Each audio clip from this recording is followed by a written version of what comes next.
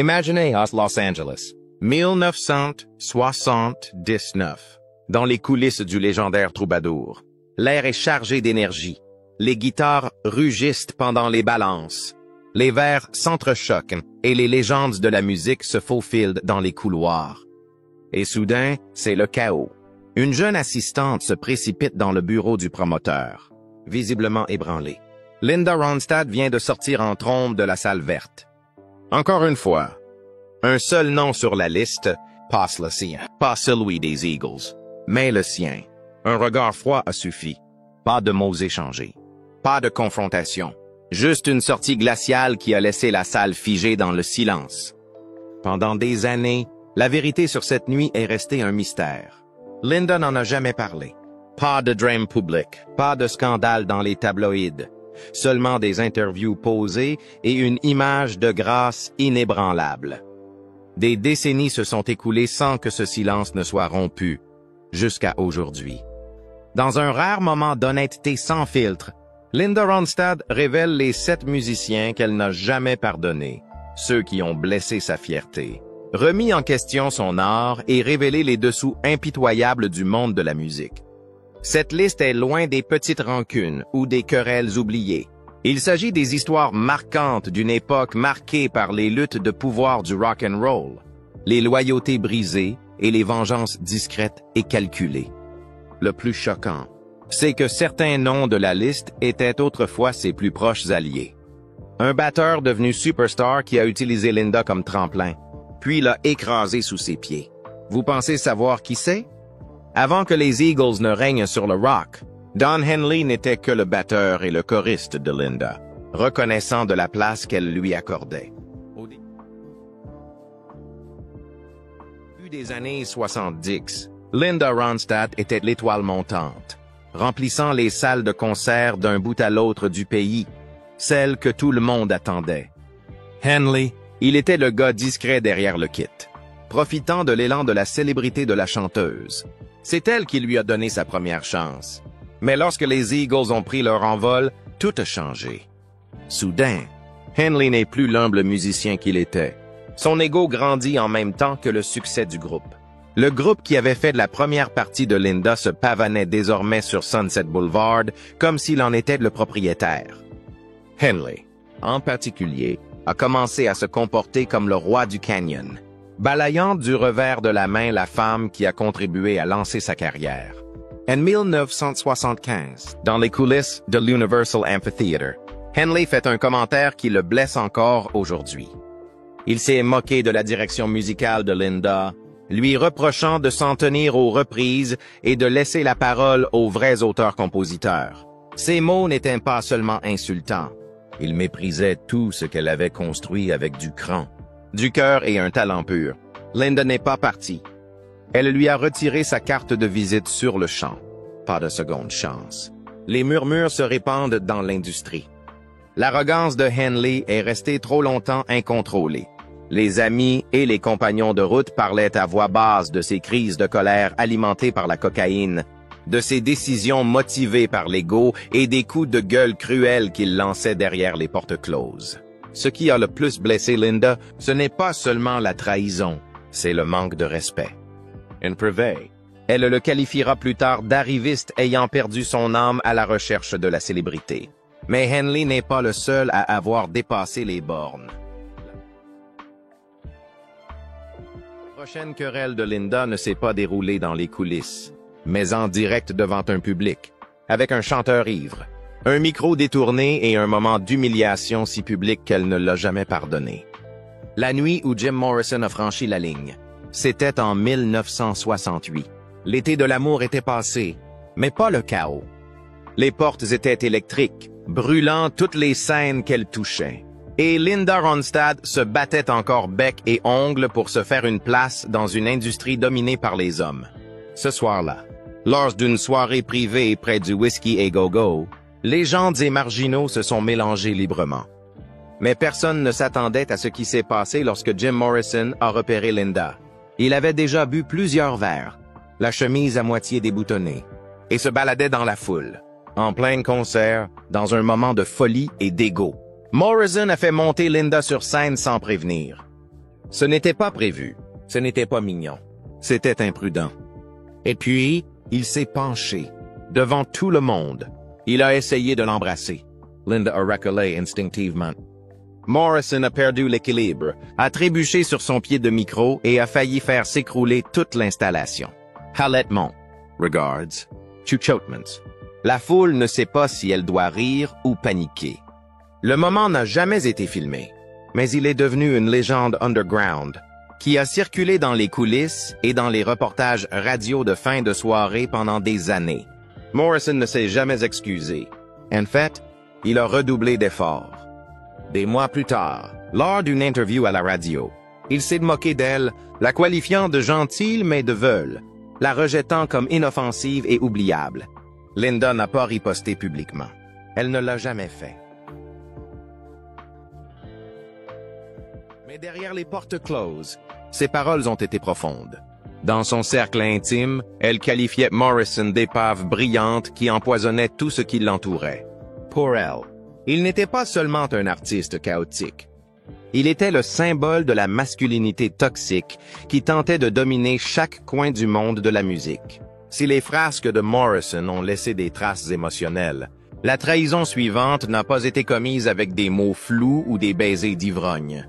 Elle s'est produite dans un moment d'unité. Lorsque Linda pensait être parmi des amis, une cause en laquelle elle croyait, un mouvement pour lequel elle avait risqué sa carrière, jusqu'à ce que l'un de ses soi-disant alliés se retourne contre elle. Quand la protestation devient personnelle, Neil Young. En 1976, un concert de charité en faveur des ouvriers agricoles avait réuni quelques-uns des plus grands noms du rock, dont deux artistes connus non seulement pour leur voix, mais aussi pour leurs convictions, Linda Ronstadt et Neil Young. En apparence, ils étaient alliés, unis pour une cause à laquelle ils croyaient profondément. Mais une fois sous les feux des projecteurs, tout a changé. Les tensions en coulisses ont explosé lorsque Neil a commencé à rejeter l'apport artistique de Linda. Il a rejeté ses suggestions de set, l'a empêché d'interpréter certaines chansons et a même critiqué son son comme étant trop commercial. Pour ne rien arranger, après le spectacle, il aurait déclaré à la presse qu'elle n'était pas faite pour la protestation. L'implication était claire. Linda n'était pas assez authentique pour le combat. Elle a quitté la salle en larmes. Ce n'était pas seulement une insulte, c'était une trahison de la part d'une personne qu'elle avait respectée et dont elle pensait qu'elle défendait les mêmes valeurs. Le fait d'être dépeinte comme une personne creuse par une autre militante l'a touchée plus profondément que n'importe quelle critique. Cette nuit-là marque un tournant. À partir de ce moment, quelle que soit la noblesse de la cause, Linda ne partage plus jamais la scène avec Neil Young. Derrière les portes closes, elle l'appelait fort dans le message, cruel dans l'exécution. Pour elle, son activisme sonnait creux lorsqu'il était associé à ce genre d'arrogance. Mais si ce moment l'a ébranlé personnellement, le suivant l'a dévasté sur le plan artistique. Car la trahison suivante n'est pas venue de la politique des coulisses ou des déclarations publiques. C'est au milieu d'une session de studio, devant une salle pleine de musiciens, que Linda a été dépouillée de sa confiance en une seule phrase qui fait froid dans le dos. Quand le génie devient cruauté, Frank Zappa. Leur rencontre en 1974 a eu l'effet d'une icône. Frank Zappa, avant-garde, improvisable, le génie fou du rock expérimental. Linda Ronstadt défie les genres, vocalement imparable et en pleine ascension. Sur le papier, il s'agissait d'une collaboration qui aurait pu redéfinir les frontières. Au lieu de cela, elle s'est effondrée en quelques heures. Tout a commencé par une promesse. Linda se montre très intéressée par l'enregistrement d'un des titres de Zappa. Mais dès qu'ils sont entrés en studio, les choses ont dérapé. Zappa rejette ses suggestions créatives avec un sourire en coin, qualifiant son son de trop aseptisé. Il l'accuse d'essayer d'édulcorer sa musique, de transformer l'art brut en un jingle adapté aux publicités pour voitures. La tension atteint son point de rupture lors d'une répétition en direct. Au milieu de la session, Zappa arrête net le groupe. La salle devient silencieuse, puis devant tout le monde. Il a ricané. Voilà ce qui arrive quand on donne de la vraie musique à un chanteur pop. La pièce s'est figée. Linda n'a pas crié. Elle ne s'est pas disputée. Elle a remballé tranquillement ses affaires et est partie, humiliée, blessée et finie. Elle n'est jamais revenue et elle n'a plus jamais collaboré avec Zappa. In public, elle n'a rien dit. Mais en coulisses, des amis proches se souviennent clairement de ses paroles. Elle disait de Zappa qu'il était brillant mais brutal. Un esprit qu'elle respectait, mais un homme à qui elle ne pourrait plus jamais faire confiance. Pourtant, les divergences créatives avec des artistes difficiles sont une chose. Mais la douleur était encore plus profonde, car le prochain nom sur sa liste n'était pas un génie excentrique ou un leader chaotique. C'était quelqu'un qu'elle appelait autrefois sa famille. Un autre pionnier qui s'est retourné contre elle au moment le plus important. Les retombées de Laurel Canyon, David Crosby. Dans la brume dorée de Laurel Canyon, Linda Ronstadt et David Crosby étaient autrefois comme des parents musicaux. Ils ne partageaient pas seulement des scènes et des studios, mais aussi une confiance tacite enracinée dans le mouvement contre-culturel qu'ils ont tous deux contribué à façonner. Les harmonies de Crosby et les voix de Linda, qui transcendent les genres, faisaient partie de la même vague révolutionnaire. À l'époque, le lien semblait indéfectible. Mais en 1978, cette harmonie s'est transformée en tension. Lors d'une session de chant pour un morceau en collaboration, Linda demande un simple changement de tonalité, une qui correspondrait mieux à sa voix. Crosby a refusé, la balayant d'un dédaigneux « tu devrais apprendre à t'adapter ». Ce qui aurait pu être un désaccord mineur a rapidement fait boule de neige. Des propos virulents ont été échangés, et leur dispute n'est pas restée dans le studio. En l'espace de quelques jours, la presse s'en est emparée, devenant ainsi l'un des affrontements les plus médiatisés du Canyon. Mais les choses ne se sont pas arrêtées là. Crosby s'est exprimé publiquement dans Rolling Stone, qualifiant Linda de fabriquée, insinuant qu'elle était plus un produit qu'un talent. Pour Linda, qui avait bâti toute sa carrière sur ses capacités brutes et son instinct créatif, c'était un coup de poignard dans le cœur. Elle n'a pas répondu aux interviews. Elle ne l'a jamais fait. Mais le silence qu'elle a maintenu était tout sauf passif. Elle a fait un geste discret mais précis. Elle a interdit que son nom soit prononcé au sein de son groupe et de son cercle d'amis. Les musiciens de studio ont reçu l'ordre de ne pas l'évoquer. Sa musique a été retirée des playlists de sa tournée. C'est comme s'il n'existait plus dans son monde. Pour Linda, Crosby avait trahi non seulement une amitié, mais aussi un idéal commun de ce que Laurel Canyon représentait autrefois. In privé, elle le considérait comme un signal d'alarme, la preuve que même les esprits les plus brillants pouvaient être consumés par l'ego, la drogue et la célébrité. Et si la trahison de Crosby était personnelle, la suivante sur sa liste était quelque chose de plus froid. Un coup public qui transformait la poésie punk en une arme de cruauté. La provocation punk. L'insulte publique d'Elvis Costello. Nous sommes en 1979 et Cleveland déborde d'énergie. Un grand festival a rassemblé des icônes et des jeunes talents. Linda Ronstadt, qui sortait d'une série d'albums à succès, était l'une des têtes d'affiche. À l'apogée de ses pouvoirs, elle est une force reconnue. Ce soir-là, tous les regards sont tournés vers elle, et l'un d'eux appartenait à Elvis Costello.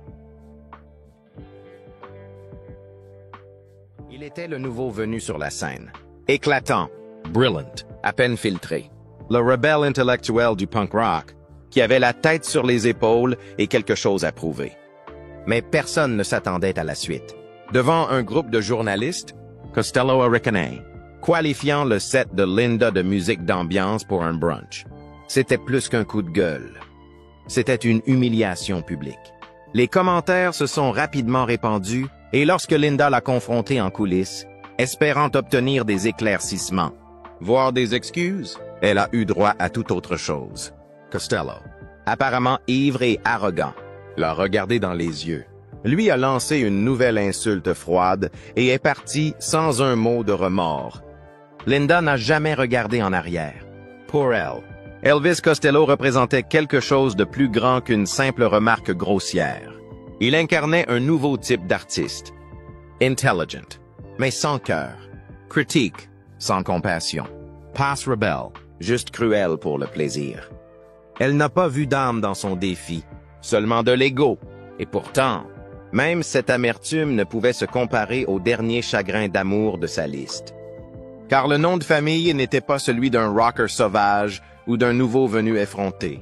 C'était celui de quelqu'un dont la musique aurait dû s'harmoniser avec la sienne. Une voix si compatible que le destin semblait vouloir les mettre sur le même chemin. Mais en coulisses, le clash était indéniable.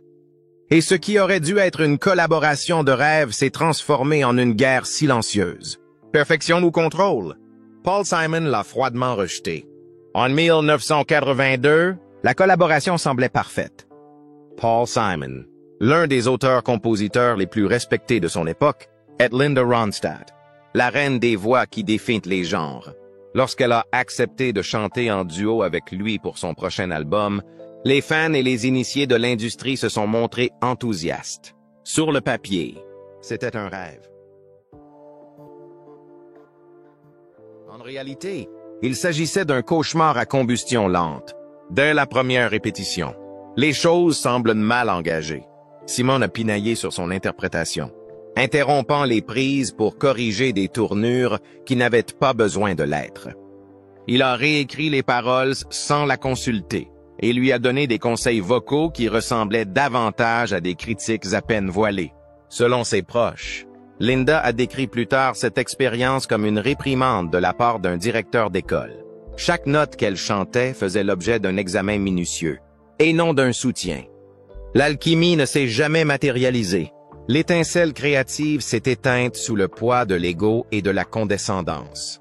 La chanson a finalement été mise de côté, inachevée, non publiée. Et on n'en a pas parlé pendant des années. Mais pour Linda, ce n'est pas une seule piste qui est à l'origine des dégâts. Il s'agissait d'être traité comme une moins que rien. Une voix comme la sienne, un héritage comme le sien, méritait un partenaire. Au lieu de cela, elle a eu un dictateur. Après cela, elle s'est faite une promesse discrète. Elle n'entrerait plus jamais dans un studio avec Paul Simon. Et avec cette dernière fracture, le silence de Linda Ronstadt sur ses plus grandes trahisons s'est officiellement brisé. 7 musicians, 7 cicatrices. Le tout caché derrière des décennies d'élégance. Jusqu'à aujourd'hui. Parce que derrière chaque harmonie, il y a une histoire que personne n'entend. Jusqu'à ce que quelqu'un ose la raconter. Pourquoi elle a gardé le silence toutes ces années? Linda Ronstadt n'a jamais été du genre à alimenter la machine à ragots. Pendant des décennies, elle a laissé parler la musique.